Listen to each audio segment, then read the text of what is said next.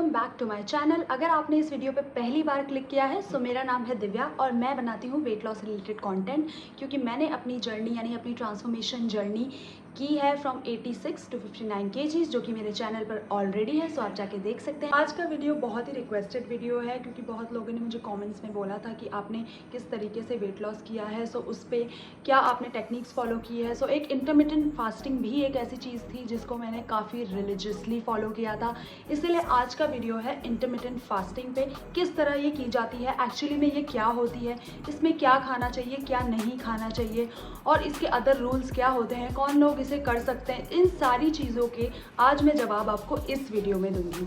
So guys let's get straight into the video. So अगर intermittent fasting के बारे में बात करें कि ये क्या होता है, सो इंटरमिटेंट फास्टिंग बेसिकली एक डाइट नहीं है आपके लिए जो कि रिस्ट्रिक्टिव होती है, जैसे कि आप डाइट करते हैं। It's not a diet, it's basically a pattern, एक लाइफस्टाइल पैटर्न होता है जो आपको फॉलो करना पड़ता है, प्लस जिसके साथ साथ बोनस में आपको वेट लॉस के साथ साथ काफ़ी अदर चीज़ें भी मिलती हैं। यानी कि इंटरमिटेंट फास्टिंग के बहुत बेनिफिट्स भी हैं जो आगे मैं डिस्कस करने वाली हूँ। तो यहाँ पे हम बात कर रहे हैं इंटरमिटेंट फास्टिंग क्या है। इंटरमिटेंट फास्टिंग बेसिकली आपका एक लाइफस्टाइल पैटर्न है जिसमें कि आपका दिन जो है वो 2 विंडोज़ में डिवाइड होता है। पहली विंडो होती है आपकी फास्टिंग विंडो, दूसरी विंडो होती है आपकी ईटिंग विंडो। यानी कि आप फास्टिंग विंडो में कुछ नहीं खाते हैं उतने टाइम के लिए जितने टाइम के लिए आप फास्ट कर रहे हैं, और ईटिंग विंडो में आप अपना जो भी दिन भर का खाना होता है वो खा के फिनिश करते हैं। इसको बोला जाता है इंटरमिटेंट फास्टिंग। ओके, तो अब बात करते हैं इंटरमिटेंट फास्टिंग के बेनिफिट्स के बारे में। क्यों इंटरमिटेंट फास्टिंग आजकल इतना ट्रेंड कर रहा है, स्पेसिफिकली वेट लॉस इंडस्ट्री में, everywhere it's trending. So intermittent fasting के बारे में आप जानते ही होंगे कि काफ़ी समय से बहुत सारे रिलीजन्स में भी फास्ट किया जाता है, हर जगह फास्ट किया जाता है। पहले के ज़माने में भी लोग काफ़ी फास्ट किया करते थे, बट वापस ये ट्रेंड आया है इंटरमिटेंट फास्टिंग का कुछ सालों से, क्योंकि लोगों को वेट लॉस में इंटरेस्ट है, काफ़ी लोगों को वेट लॉस करना है। लेकिन इंटरमिटेंट फास्टिंग के वेट लॉस के अलावा भी काफ़ी बेनिफिट्स हैं जो कि बहुत ही हेल्पफुल होते हैं आपकी बॉडी के लिए। सो स्टार्ट करते हैं हम इंटरमिटेंट फास्टिंग के बेनिफिट्स से।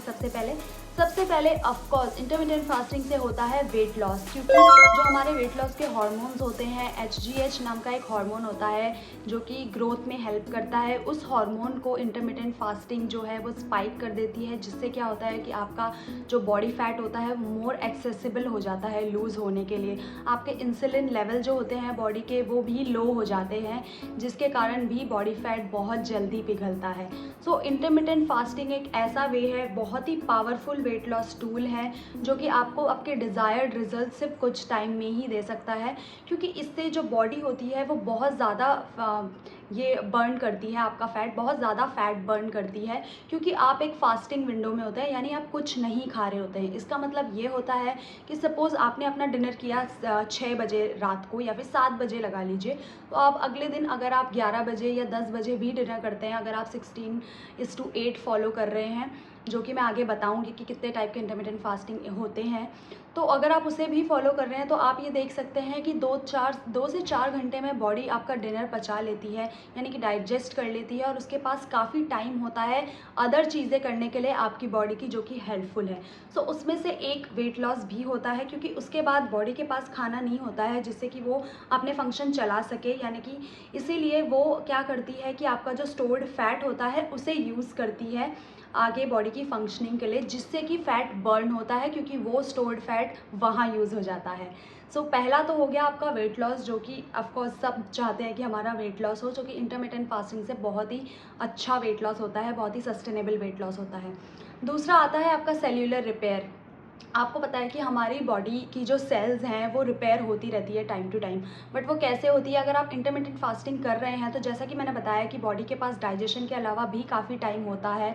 अगर हम खाते ही रहते हैं तो बॉडी सिर्फ डाइजेस्ट करती रहती है, लेकिन बॉडी अब हमने इंटरमिटेंट फास्टिंग में जब जाना शुरू किया तो बॉडी के पास अब और भी वजह है, और भी चीज़ें हैं करने के लिए।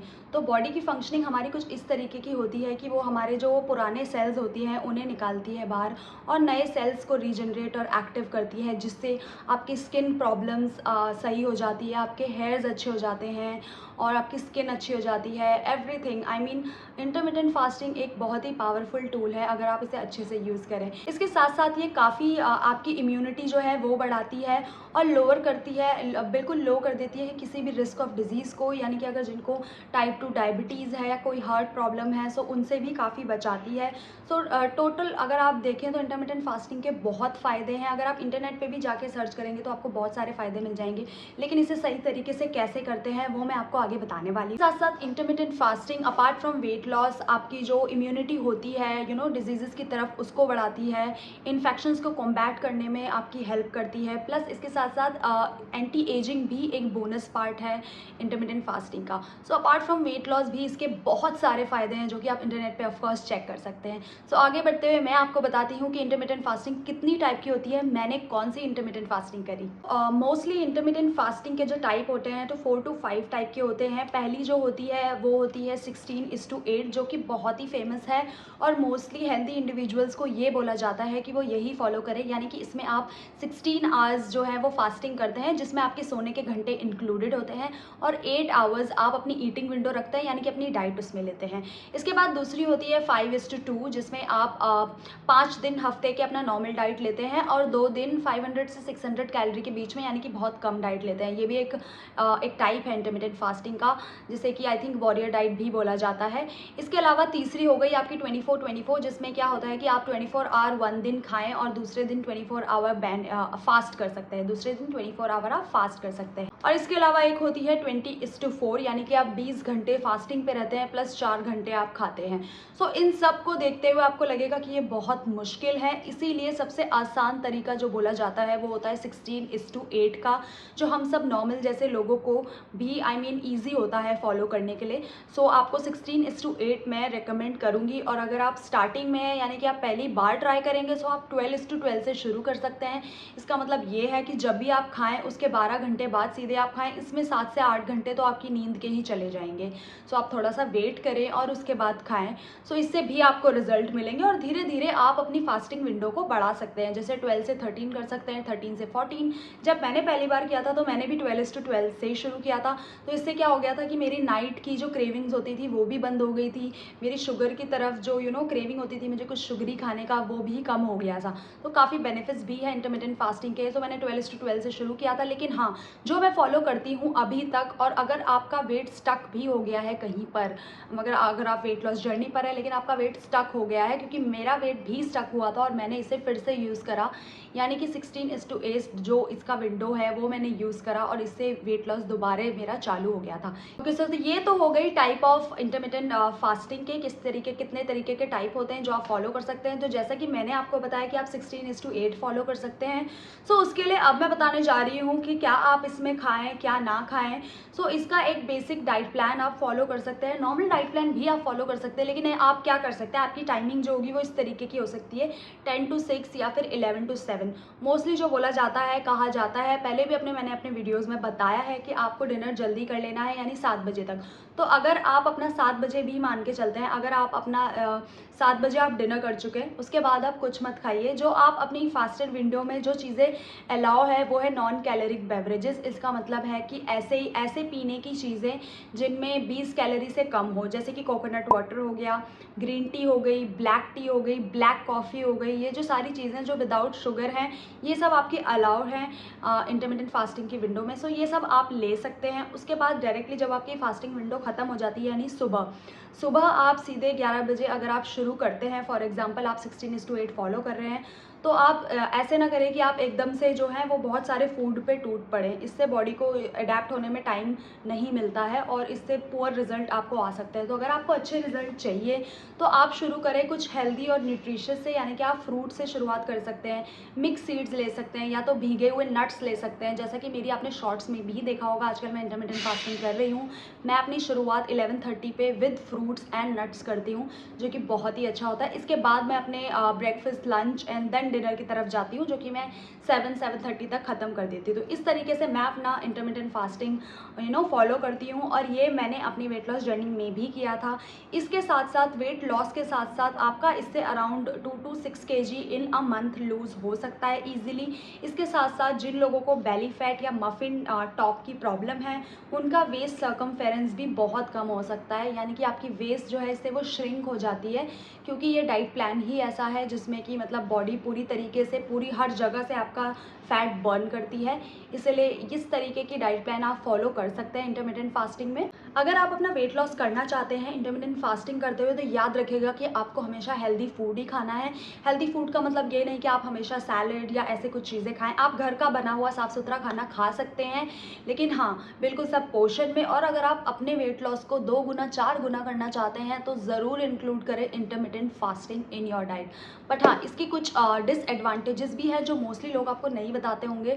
डिसएडवांटेजेस से मेरा मतलब है ये साइड इफ़ेक्ट नहीं है, बट हाँ, कुछ जो लोग इसको पहली बार शुरू कर रहे हैं, शुरू में उनको बहुत सारे हंगर पैंग्स हो सकते हैं, यानी कि बहुत भूख लग सकती है, जिसके कारण मूड भी ख़राब हो सकता है। लेकिन आप इस मूड को सही कर सकते हैं कोई भी टाइप की ग्रीन टी या फिर जैस्मिन टी पीकर, जिससे कि आपका मूड ऑफकोर्स सही हो जाएगा। अगर आप में लो एनर्जी फील हो रही है, तो ब्लैक कॉफ़ी लीजिए, उससे आपको एनर्जी आ जाएगी।